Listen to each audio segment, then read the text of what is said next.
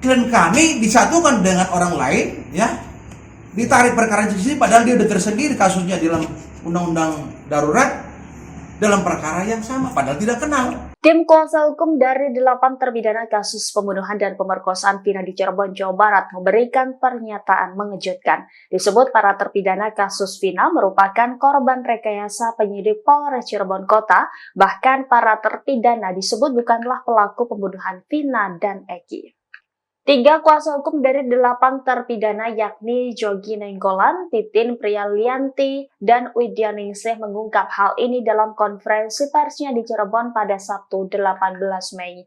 Jogi Nainggolan mengatakan bahwa pihaknya menemukan banyak kejanggalan dalam penetapan tersangka kasus ini. Ia menyebut kasus ini direkayasa polisi lantaran ke-8 terpidana tidak mengenal korban Vina dan Eki.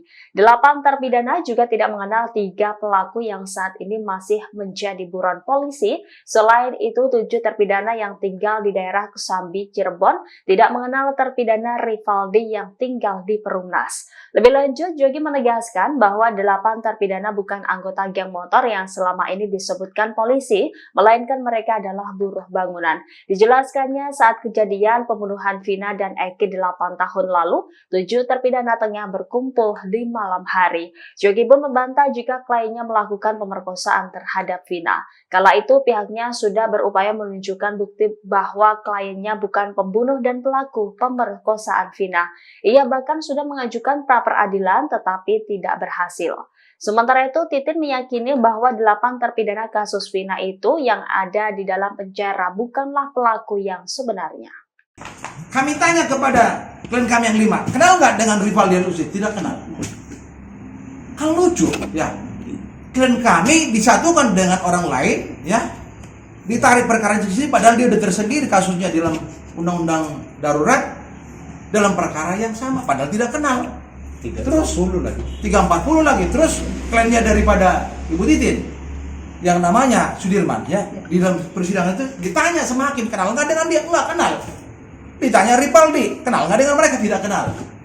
Nah, tapi yang berkembang di dalam media atau narasi-narasi daripada para pengamat, ya, bahwa klien kami itu kenal dengan DPO, yang ini nggak kenal karena beda geng. Gengnya klien kami ya geng apa? Buruh bangunan. Ya, bukan sementara mereka kan mungkin geng-geng apalah, motor dan sebagainya. Nah, bambu dijadikan sebagai barang bukti. Bambu itu saya yakin gak ada hubungannya karena utuh, tidak pecah. Jadi kalau katakanlah di dalam rekonstruksi itu seolah-olah bambu itu dipakai mukul-mukulin ngomong kosong, bergantian. Terus lalu ada batu kan? Batu kalau namanya dipakai untuk mukul kepala orang, ya pasti ada darah retak. Nggak ada darah. Makanya begini, pada saat Polda Jabar memberitahukan kepada kami akan dilakukan rekonstruksi, oke, kami hadir. Download Tribun X sekarang, menghadirkan lokal menjadi Indonesia.